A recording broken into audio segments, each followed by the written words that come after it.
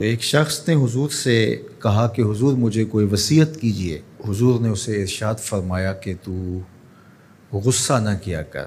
اس نے پھر کہا مجھے وصیت کیجئے، تو آقا کریم نے پھر فرمایا غصہ نہ کیجئے۔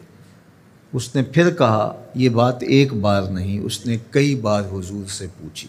وہ کوئی اور وصیت طلب کرنا چاہ رہا تھا کہ یہ تو ٹھیک ہے، کچھ اور وصیت بھی کیجئے۔ اس سے ایک تو اس شخص کی ذاتی صورتحال ایسی ہوگی، اور دوسری یہ ہے کہ اس نصیحت کی اہمیت کے پیش نظر کہ غصہ جب انسان کو آتا ہے تو وہ مغلوب ہو جاتا ہے اور بہت غلط فیصلے کر بیٹھتا ہے، اس لیے بار بار ایک نصیحت پر تاکید کرنا اور اس کا تکرار کرنا اس امر کی طرف توجہ دلاتا ہے کہ ہمیں معاملات کے اندر بہت معتدل رہنے کی ضرورت ہوتی ہے۔ جو شخص غصے کو نافذ کرنے کی طاقت رکھتا ہے، ایک تو ہوتا ہے کہ بندہ غصے سے خود اپنے آپ کو بے چین کرے گا، لیکن اپنے غصے کو نافذ نہیں کر سکتا، غصہ نکال نہیں سکتا، خود پیچ و تاب کھائے گا۔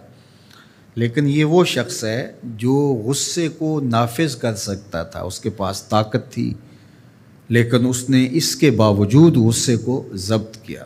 حضور علیہ السلام نے ارشاد فرمایا، قیامت کے دن اللہ تعالیٰ لوگوں کے سامنے اسے بلائے گا، تو اللہ تعالیٰ اسے اختیار دے گا کہ جنت کی حوروں میں سے جس کے ساتھ تم نکاح کرنا چاہتے ہو، جس کے ساتھ تم رہنا چاہتے ہو، تمہیں اس کا اختیار دیا گیا ہے، اس لیے کہ تم نے اپنے غصے کو ضبط کیا، اس کو نافذ کرنے کی طاقت کے باوجود۔